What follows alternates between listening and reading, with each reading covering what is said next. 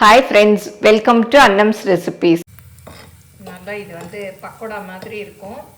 சாம்பார் சாதம், தயிர் சாதம் எது கூட வேணாலும் தொட்டு சாப்பிடலாம். ரொம்ப டேஸ்டியாக இருக்கும்.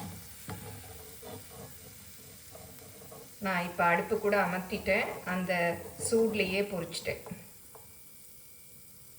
நல்லா எண்ணெய் வடிய விட்டு எடுத்துக்கலாம்.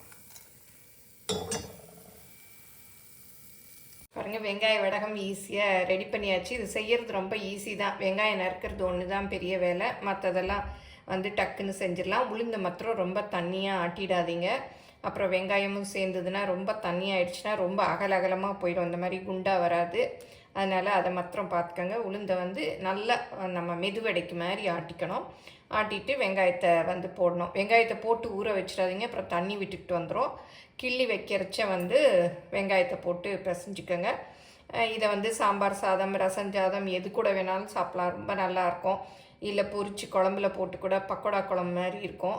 நிறைய கூட்டு அதெல்லாம் கூட தாளிக்கிறச்ச கூட போட்டுக்கலாம். ரொம்ப நல்லாயிருக்கும். எல்லோரும் செஞ்சு பாருங்கள். இப்போ வெங்காயம் கூட கொஞ்சம் கம்மியாக தான் விற்கிது. செஞ்சு பார்த்துட்டு எப்படி வந்ததுன்னு உங்கள் கமெண்ட்ஸை சொல்லுங்கள். பிடிச்சிருந்தால் லைக் பண்ணுங்கள். எங்கள் சேனலை மறக்காமல் சப்ஸ்கிரைப் பண்ணுங்கள். ஃபேஸ்புக், இன்ஸ்டாகிராமில் அன்னம்ஸ் ரெசிபீஸை ஃபாலோ பண்ணுங்கள். எங்கள் ப்ராடக்ட்ஸ் எல்லாம் யூடியூப்பில் கமெண்ட்ஸ்க்கு கீழே வந்துட்டுருக்கு. அதில் போய் கிளிக் பண்ணிங்கன்னா அதோட ரேட்டு, டீட்டெயில்ஸ் எல்லாமே இருக்கும். அதை கிளிக் பண்ணி நீங்கள் வேணுங்கிற பொருளை ஆர்டர் பண்ணி வாங்கிக்கலாம். வெங்காய வடகத்துக்கு தேவையான பொருள் பார்த்துக்கலாம்.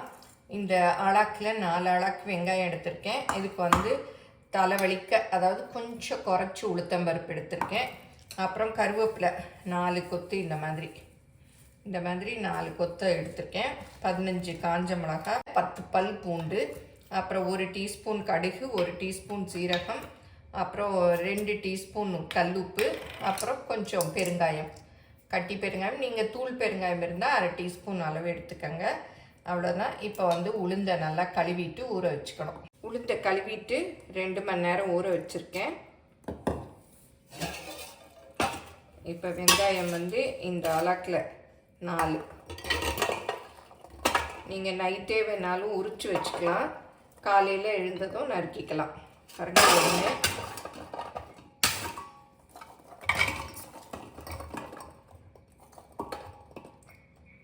2,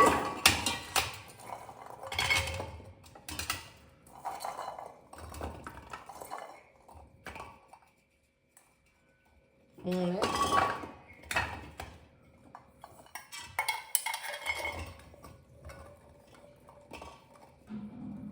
4. இதை வந்து பொடியாக நறுக்கிக்கணும். நீங்கள் சாப்பரில் வேணாலும் நறுக்கிக்கலாம், இல்லை கையில் கூட நைஸாக நறுக்கிக்கணும். மிக்சியில் ஃபஸ்ட்டு மிளகா, சீரகம், இந்த கல்லுப்பு போட்டு அரைச்சிட்டு பெருங்காயத்தையும் போட்டுக்கலாம்.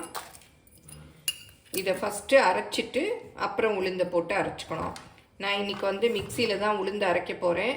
நீங்கள் கிரைண்டரில் வேணாலும் அரைச்சிக்கலாம். ஏன்னா உளுந்த வடைக்கு மாதிரி ரொம்ப தண்ணி இல்லாமல் கட்டியாக அரைச்சிக்கணும். இப்போ உளுத்தம்பருப்பையும் போட்டுக்கலாம்.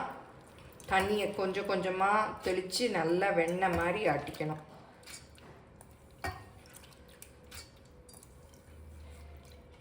இந்த தண்ணியவே ஊற்றிக்கலாம். ஃபஸ்ட்டு மிளகா அந்த இதெல்லாம் அரைச்சிக்கங்க. ஏன்னா எல்லாத்தையும் ஒன்றா போட்டு அரைச்சோன்னா அந்த மிளகா எல்லாம் அரைப்படாது. அதுக்கு தான் வந்து ஃபஸ்ட்டு அதை அரைச்சிக்கணும். பாருங்கள், அரைச்சாச்சு. இதை இந்த பேசினில் ஊற்றிக்கலாம். நீங்கள் மிளகா இதை தனியாக போட்டுட்டு உளுந்த மாத்திரம் கூட தனியாக அரைச்சி ஊற்றிக்கலாம். நான் வந்து எல்லாம் ஒன்றா அரைச்சிட்டேன் ஈஸியாக ஒரே மிக்சியில். இப்போ பூண்டு, கருவேப்பிலை, வெங்காயம் எல்லாத்தையும் நைஸாக நறுக்கிக்கலாம்.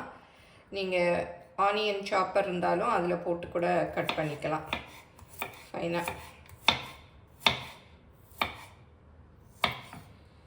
இந்த மாதிரி இதெல்லாம் பொடியாக நறுக்கிக்கணும். முன்னாடி காலத்துலலாம் என்ன பண்ணுவாங்கன்னா ஆட்டுக்கல்லில் தான் இந்த வடகத்துக்கு ஆட்டுவாங்க. ஃபஸ்ட்டு மிளகா போட்டு ஆட்டிட்டு அப்புறம் உளுந்தையும் போட்டு நல்ல வெண்ணெய் மாதிரி ஆட்டி எடுப்பாங்க.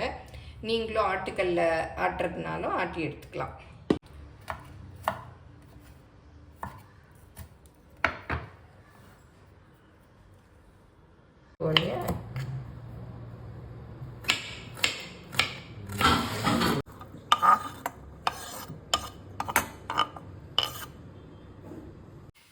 இப்போ எல்லாம் நறுக்கியாச்சு. பூண்டு பொடியாக நறுக்கியாச்சு, கருவேப்பிலையும் பொடியாக நறுக்கியாச்சு, கடுகும் வந்து இருக்குது, மிக்ஸ் பண்ண வேண்டியதான். நீங்கள் கருவேப்பிலை தட்டுப்படும்னு நினச்சிங்கன்னா மிளகா அரைக்கையிலே சேர்த்து கூட அரைச்சிக்கலாம். அப்புறம் வெங்காயமும் நல்லா பொடியாக நறுக்கியாச்சு. இதை வந்து அப்படியே கையில் வந்து மசிச்சு விட்டுறணும். அப்போ தான் உதிரி உதிரியாக வரணும். இல்லாட்டி இந்த பாருங்கள், இந்த மாதிரி சேர்ந்து இருந்தால் நல்லா இருக்காது. அதனால் காயறதும் கொஞ்சம் நேரம் ஆகும். அதனால் நல்லா அப்படியே உதுத்து விட்டுக்கணும் தனித்தனியாக. இப்போ வந்து பூண்டு போட்டுக்கலாம், கருவேப்பிலையும் போட்டுக்கலாம்,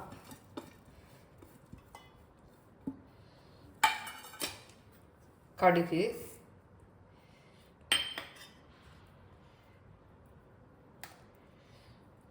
நல்ல மாவு வெண்ணெய் மாதிரி இருக்கணும். மிக்சியில் அரைச்சா கொஞ்சமாக இருக்கும், கிரைண்டரில் அரைச்சா நிறைய வரும். நான் இன்றைக்கி வந்து இதுக்காக கிரைண்டர் எடுக்கணுமேனு எடுக்கலை. இதெல்லாம் அப்படியே போட்டுக்கலாம். போட்டு நல்லா இந்த பவுலில் அப்படியே பிசைஞ்சுக்கலாம். இந்த வடகத்தில் வந்து வெங்காயம் உரித்து நறுக்கிறது தான் வேலை, மற்றபடி ஈஸியாக போட்டுடலாம். பிசைஞ்சிட்டு அப்படியே கிள்ளி வைக்கிறது தான். இப்போ நல்லா பிசைஞ்சாச்சு. நல்லா வெங்காயம், உளுந்த மாவு எல்லாம் மிக்ஸ் ஆகிற மாதிரி பிசைஞ்சுக்கணும். இப்போ வந்து ஒரு ஷீட்டில் கிள்ளி வச்சிடலாம். இந்த ட்ரேயில் கிள்ளி வச்சுட்டு மாடியில் கொண்டு போய் வைக்க போகிறேன். இது வந்து எவர் சில்வர் ட்ரே. அதில் வந்து இந்த மாதிரி ஒரு துணி, வேஷ்டி துணி ரெண்டாக திக்காக வச்சுருக்கேன். ஒரு துணி இல்லை, 2 துணியாக மடித்து போட்டிருக்கேன். வச்சு கிள்ளி வச்சுட்டு மேலே கொண்டு போய் வச்சுருவேன். நீங்கள் வந்து மாடியிலே டைரெக்டாக போய் வைக்கிறதுனால வச்சுக்கலாம். ஏன்னா இது வந்து நல்ல வெயிலில் காயணும். இந்த மாதிரி ஒரு பவுலில் தண்ணி எடுத்துக்கிட்டு அதில் வந்து கையை நனைச்சிக்கணும். நனைச்சிட்டு கொஞ்சம் கொஞ்சமாக எடுத்து கிள்ளி வைக்கணும். இதுக்கு முன்னாடி கூட ஒரு வெங்காய வடகம் ரெசிபி அப்லோட் பண்ணியிருக்கேன். அது கொஞ்சம் வேறு மெத்தடில் இருக்கும். இப்போ ட்ரே ஃபுல்லும் நிறைய போகுது, பத்தாத மாதிரி இருக்குது. வேறு பிளேட்டில் தான் எடுத்து வைக்கணும்.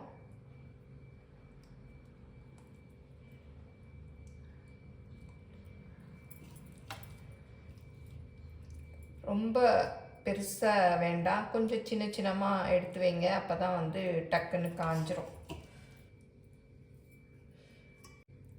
யாருக்கெல்லாம் இந்த மாதிரி வடகம் எடுத்து வைக்கிறது பிடிக்கும் அப்படிங்கிறது கமெண்ட்டில் சொல்லுங்கள். எனக்கு வந்து வடகம் சாப்பிட்றத விட இந்த மாதிரி செய்கிறது, அதை அப்புறம் காஞ்ச பிறகு எடுக்கிறது, அதெல்லாம் ரொம்ப பிடிக்கும். இப்போ ட்ரேலையும் இந்த பிளேட்லேயும் எடுத்து வச்சாச்சு. இதை கொண்டே மாடியில் வந்து காய வைக்க வேண்டியது தான். இந்த மாதிரி டைரக்ட் சன்லைட்டில் வச்சிடணும். ஏன்னா இது கனமாக இருக்கிறதுனால நல்ல வெயிலில் காஞ்சாதான் நல்லா காயும். இந்த மாதிரி வலை மேலே வச்சுட்டிங்கன்னா காக்கா குருவி எதுவும் வந்து சாப்பிடாது.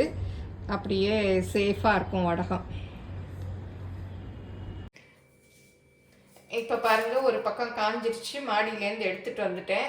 இது திக்காக இருக்கிறதுனால பின்பக்கம் ஈரமாக இருக்கும். அந்த நம்ம ட்ரேயில் வச்சுருக்கிறதுனால கொஞ்சம் பிடிச்ச மாதிரி இருக்கும். அதை பார்த்து மெதுவாக எடுக்கணும்.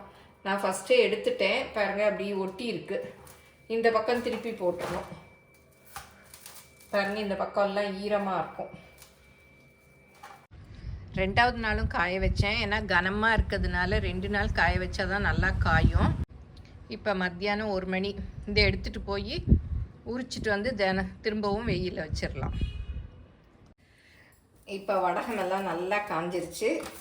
பாருங்கள், திரும்ப ஒட்டிக்கிச்சு. 2 நாள் ஆயிடுச்சு. ஏன்னா இது திக்காக இருக்கிறதுனால காயறதுக்கு 2 நாள் ஆயிருக்கு. இப்போ இதை அப்படியே திருப்பி போட்டுக்கணும். இப்போ வந்து மத்தியானம் 1 மணி. இப்போ எடுத்துகிட்டு நம்ம போட்டால் தான் திரும்பவும் அது வெயிலில் காஞ்சிரும். நீங்கள் சாயந்தரம் எடுத்திங்கன்னா அப்புறம் வெயில் போயிடும். அப்புறம் வெங்காயம் வந்து ஸ்மெல் அடிக்கும். லைட்டாக தண்ணி தெளிச்சுக்கலாம். அப்போ தான் அது ஊறிட்டு எடுக்க வரும். கொஞ்சம் நேரம் ஊற விட்டுறணும். அப்போ தான் எடுக்க வரும். இல்லாட்டா துணியில் ஒட்டிக்கிட்டு வேஸ்ட் ஆயிரும். பாருங்கள், இப்போ திருப்பி பார்க்கலாம். பாருங்கள், எடுக்க வருது. இந்த மாதிரி நல்லா எடுக்க வரும். அப்படி வந்தால் எடுங்க, இல்லாட்டா கொஞ்சம் ஊற விட்டுருங்க. பாருங்கள், இல்லாட்டா அப்புறம் அந்த துணியிலே ஒட்டி வேஸ்ட் ஆகிடும். இப்போ இந்த பக்கம் திருப்பிட்டேன் பாருங்கள், நல்லா எடுக்க வருது. நல்லா ஊறிடுச்சுன்னா தானாகவே எடுக்க வந்துடும். அப்படியே எடுக்க வருது பாருங்கள். இதை திரும்பவும் நல்லா வெயிலில் காய வைக்கணும், ஏன்னா ஈரம் இருக்கு இல்லையா, அப்புறம் கெட்டு போயிடும். அதுக்கு தான் சாயந்தரம் எடுத்தால் வெயில் இருக்காது, ஸ்மெல் வந்துடும். இப்போ நம்ம வெயிலில் காய வச்சிடலாம். இது எல்லாத்தையும் எடுத்துட்டு காமிக்கிறேன் பாருங்கள். துணியிலலாம் ஒன்று கூட ஒட்டலை, 2 துணியிலையும் எடுத்தாச்சு. இதை நல்லா இந்த மாதிரி அப்படியே காய வச்சிடக்கூடாது, தட்டில் பரப்பி விட்டு இப்போ இந்த மாதிரி பிளேட்டில் நல்லா பரப்பி விட்டுறணும், இல்லாட்டி ஒன்றோட ஒன்று ஒட்டிக்கும்.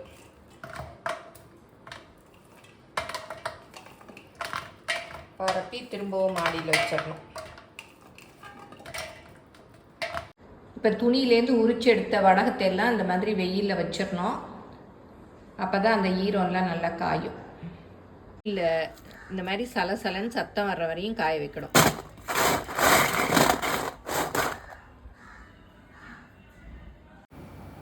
நீங்களும் சுவையாக சமைக்கணுமா? எங்கள் மசாலா பொடிகளை யூஸ் பண்ணி பாருங்கள். அதெல்லாம் வாங்கணுன்னா ஸ்க்ரீனில் வர்ற வெப்சைட்டுக்கும் வாட்ஸ்அப் நம்பருக்கும் போய் ஆர்டர் பண்ணிங்கன்னா நீங்கள் வேணுங்கிறத வாங்கிக்கலாம்.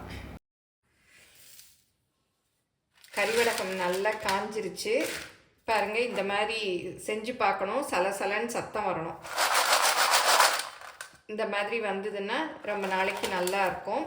இதில் உளுந்த மாவு கலந்துருக்கிறதுனால ஈரம் இருந்ததுன்னா வண்டு வந்துடும். அதனால நல்லா காய வச்சுக்கோங்க. கொஞ்சமாக பண்ணிங்கன்னா பாட்டிலில் போட்டு வெளியிலே வச்சுக்கோங்க. நிறைய பண்ணிங்கன்னா ஃப்ரிட்ஜில் போட்டு வச்சுக்கோங்க. ரொம்ப டேஸ்டியாக இருக்கும். இப்போ எப்படி இருக்குன்னு பொரிச்சு பார்க்கலாம். இப்போ கறிவடகத்தை இந்த எண்ணெயில் பொரிச்சு பார்க்கலாம். கொஞ்சமாக எண்ணெய் காய வச்சுக்கோங்க, ஏன்னா அப்புறம் இந்த தூளெல்லாம் விழுகும். ரொம்ப காய வச்சிடாதீங்க, ஏன்னா இது லேசாக இருக்குது, வெங்காயம் போட்டிருக்கிறதுனால கருகிடும். குறைச்சி வச்சுருங்க. காஞ்ச பிறகு மீடியமில் வச்சு தான் பொரிக்கணும். இப்போ போடலாம். போட்டு உடனே எடுத்துடணும், டக்குன்னு பொரிஞ்சிரும். ரொம்ப விட்டுறாதீங்க.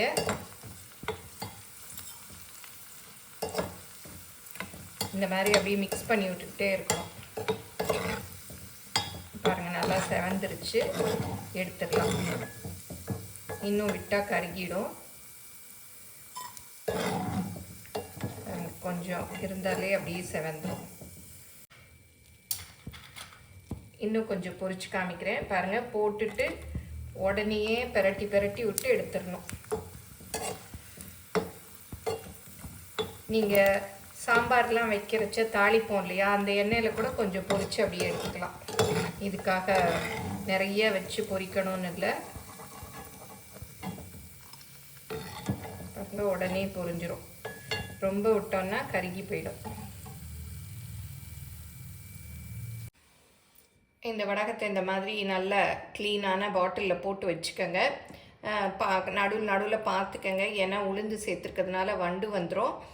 இல்லை சேஃபுக்கு உங்களுக்கு ஃப்ரிட்ஜில் இடம் இருந்தால் ஃப்ரிட்ஜில் கூட வச்சுக்கலாம். நீங்கள் யாரெல்லாம் இந்த வடகம் செய்வீங்க, உங்கள் யாருக்கெல்லாம் இந்த வடகம் ரொம்ப பிடிக்கும் அப்படிங்கிறதெல்லாம் கமெண்ட்டில் சொல்லுங்கள்.